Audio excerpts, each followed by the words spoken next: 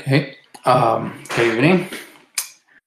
This week's parsha, to start off with a vert, is Tazir Mitzera, and it talks about the issue of tsaras, and for lack of better translation, we'll translate it as leprosy.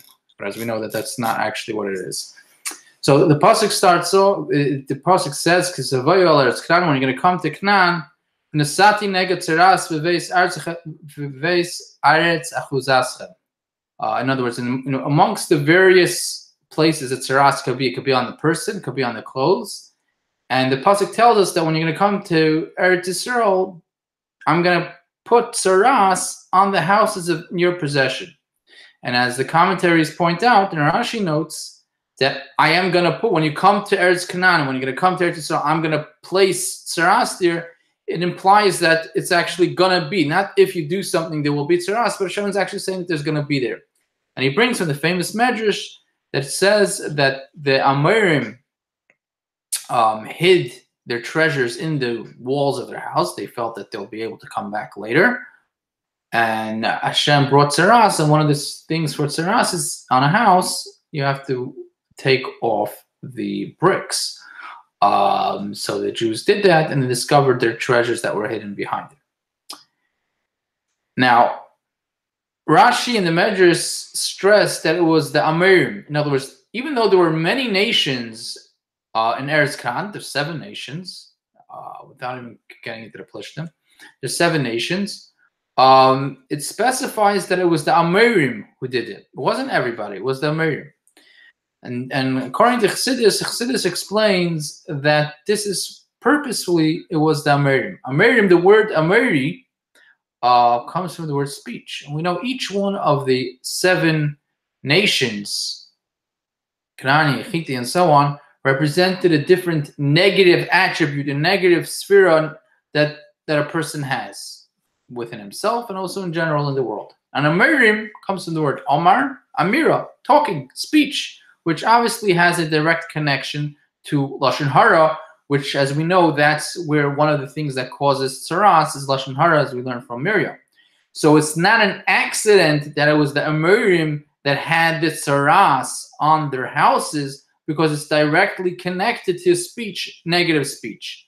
But the Torah is also trying to teach us something even deeper, that even when something is that Amira, which can have negative speech, could lead to Lashon Hara, but Amira also can have a very positive effect. And you could, through speech, you can reach hidden treasures that are beneath the concealment of the wall. And that's the lesson that we have, that it was specifically the Amorim that hid the treasures behind the wall, and it was specifically the Amorim that got tsaras on their walls. That's the vert for today. Moving on to Tanya. So we discussed last week, we mentioned that we had mentioned until then, we had been discussing the 10 spheres and the side of holiness. And then we said there's something called, there's the Sitra Achra, there's the other side. And we said there too, there are spheres and so on. And we explained why it's called over there in the other side. The negative side is called Esr Kisindim Savusa, the 10 crowns of negativity or profanity, and so on. Now, we touched on it, but we didn't really get into it. It's called, we call it Sitra Achra, which literally means the other side. In other words, there's other names that we could call it. We could call it bad, we could call it Russia, Tuma. We would call it Sitra Achra to teach us a lesson that anything on the other side of holiness is Sitra Achra. In other words, not necessarily is it that you're doing something bad, it is just that by the very fact that it's not holy, it's Sitra Achra, it's the other side. In other words, there are 2 sides. It's a black and white. If it's not in holiness, then it's in Sitra Achra, it's in the other side. We didn't call it impurity, but we call it is on the other side of holiness. Now, if the definition of what we're using is Sitra Achra, that it's on the other side, So we have to first understand what holiness is, because it's only by understanding what holiness is that we can understand what is on the other side, because it's the definition of the other side is only anything that is not holiness, not something that's impure. It's something that's not holiness. So we have to define what holiness is. Now, holiness does not mean only that something is muvdal, it's separated from the world, not occupied in worldly things, and he's totally occupied with things that we would call spirituality and holiness. But rather, holiness, Kaddish, is something that holiness rests and is drawn down and is felt, and it feels the holiness within the thing. That is what holiness is. Therefore, working on that definition, that it's not just that somebody's occupied with something holy, but that holiness is felt and permeates and comes down into the thing, and it's revealed in the thing. So holiness, it says, and the Shekhinah doesn't rest it only rests on something that is bottle, that is nullified, that has put its ego on the side. If you put the ego on the side, then you're able to feel, and holiness is able to be revealed. And the same thing in the converse is true, that if more godliness and holiness is actually felt and permeates the thing is more nullified and more bottle to godliness. And therefore, there's different things that have different degrees of holiness and different degrees of nullification. For example, an angel up on high, the angels are totally nullified, totally bottled to godliness. So their ego, therefore their ego, and because their ego is totally on the side. But when it comes to man, in the end of the day, even the greatest of man, he still has some sort of ego. And therefore, the greatest of man is not as bottle, is not as nullified as an angel. Therefore comes the question, how is man, how is godliness rest there? The truth is, it says that Kol be'asar shchinta sharia. It says if there's just 10 Jews in a place, which is the concept of a minyan, even if they're not bottle, nevertheless we have holiness rests there, the Shekhinah rests there, despite the fact that it says that the holiness, the Shekhinah, does not rest in a place that's not bottle, that's not nullified to him. Because the reason is that although holiness only rests in a place that's nullified, it's bottle, put its ego on its side, the truth is that every Jew has this potential that to put his ego on the side, and he has the potential to reveal holiness within himself, that holiness should be revealed in him. And when we use the word potential, we use it actually in a wrong fashion. Normally we translate the word bekoyach. There's something bekoyach in potential and bepoil in actuality. Over here, when we say that we have this holiness, it's bekoyach to be revealed, it has the potential to be revealed, we mean to say that it is there. It's not in a revealed fashion, but it is there. And it sort of blossoms and comes revealed when the person is pressed. For example, the concept of Mesiras Nefesh, when someone puts the person on the spot, whether I'm gonna either kill you or you bow down to this idol. So most people, Jews, even the simplest of Jews, even the sinners, for the most part, are many times ready to put their lives on the line just not to show that they're completely separated from God. Why is that? Because there's that kayach, this potential, this fire of godliness is within the person, just it's not always revealed. It's covered, but it's there. And therefore, since it's constantly there, so therefore when there's 10 Jews together, the Shekhinah can rest there, because every Jew, even if it's not totally revealed, to a certain extent, there is a part of him that has the holiness in him, and therefore his ego is not totally taking over the person's essence. There's a part of the essence that is devoid of the ego, that still has the person's soul there, and therefore it's impossible for the person to both totally be under the Sitra Achra, so to speak, because there's always a part that has holiness there. And this is an important thing for a person to keep in mind, that no matter how far he goes, he still has this potential to push away his ego, and this ability to push away his ego and to reveal godliness within himself, because he merely has to reveal it. It is actually there, and he just has to reveal it.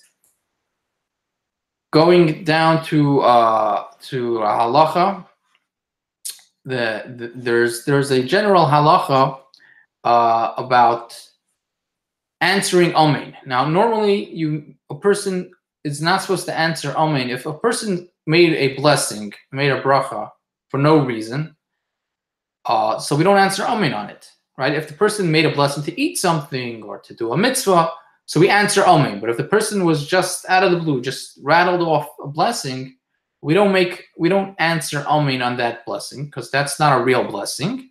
And the amen would be called amen yisayma, meaning you're saying amen on something that doesn't deserve an amen, and you're not supposed to do that. You're not supposed to say amen on something that doesn't deserve an amen.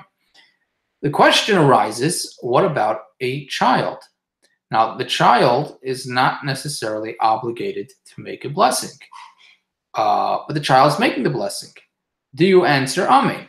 So the halacha is that if the child reached the age of chinuch, the age of education, so then there's the obligation for him to be nischanech, to be educated, and therefore when he says a bracha, you also can answer amen to that blessing, because you're actually teaching the child to answer amen after a bracha. But in practice, we actually answer amen even to children who are younger than the age of education, even though the implication seems to be in halacha from some sources that you don't answer amen from a child who doesn't realize even what he's saying a bracha. But nevertheless, in practice, we do answer amen, even to a child under that age. And the reason is because even though he may not have officially reached that age of education, it's nevertheless, he is still learning to a certain degree the concept of answering amen to his blessing, and therefore you may answer amen even to a very young child, at least according to how we paskin. And we even can answer amen to a child, even if we're holding, for example, in Psukkot, in the middle of davening, right, and you're normally not allowed to interrupt, but you're in a place that you're allowed to interrupt to say amen, but you're not allowed to talk. So you may think that you shouldn't say amen to the child. Say amen to an adult who's obligated, and I'm doing a mitzvah when I'm saying the amen, right? Amen, or amen yesh meirav, whatever it is. But to the child, who the only purpose of the amen is education, is chinuch, but it's not a real mitzvah, maybe I shouldn't answer amen. Maybe it's a hefsek, because you're not allowed to really talk then. But nevertheless, we answer amen then as well, because it's still teaching the child. And the very fact that we're teaching the child, that itself is worth saying amen, even in a place where we're not allowed to interrupt. Education of the child takes precedence, and we answer amen to the child's bracha. So just to recap, we first said a vart. The vart was the well-known medrash, which talks about the pasuk, that it says that the pasuk implies when the Jews are going to come to Eretz Canaan, to Eretz Yisrael, Hashem will make the houses have tzaras. And we said it emphasizes that the nation was the Merim, even though there were many other nations. So Chassidus explains that each one of the 7 nations corresponded to a different negative character trait. And the Merim represent the character trait of speech, which has connection to Lashon Hara, negative speech, which is what tzaras comes from, which leprosy comes from, speaking negative speech. But the Torah is also teaching us at the same time an important lesson, that through speech, we can also reveal hidden gems that are hidden behind the veil of the wall. We said in the Chassidus, we explained that we elaborated on why it's called Sitra Achra, because it's the other side of Kedusha, and we explained what is Kedusha. Kedusha is somewhere where godliness can be and is revealed and felt. Meaning that it gives a place to godliness. So someone who has a big ego, even if he's doing something positive, he may be doing good things, but he's not letting godliness in there. It's not really kedusha in the full sense of the word, because he's doing it with his ego, and his ego is not letting the godliness in. But nevertheless, we said that if we, for example, find the concept of a minyan, that the Shekhinah does rest where there's a minyan, even if the people may be egotistical, because the truth is that every Jew has in them bekoyach, which over here we're translating it not necessarily potential, but meaning that it's actually there, just in a hidden fashion. They have a spark of godliness there, and that spark of godliness makes that the ego can't fully overtake them, and there's always some sort of nullification there, and therefore when there's 10 there, the Shekhinah can rest. And then we went on to the halacha that one can say, despite what it would seem, that you only can answer Amen on a child once he reached the age of chinuch. We said that the prevalent custom is that we say Amen even on a bracha of a toddler, because that itself is also a concept of chinuch, of education, and therefore you can say Amen. And we do say Amen on the bracha of a child, even in a place, even if we're in the middle of holding davening, where you cannot interrupt, nor with regular speech, but you are allowed to say Amen. If it's in a place that you're not allowed to say Amen, you're not allowed to say Amen on an adult as well. But if you are allowed to say Amen, we do say Amen on a child's blessing as well, because that is the importance of chinuch, of educating the children, even from a very young age. Thank you very much, and have a good night.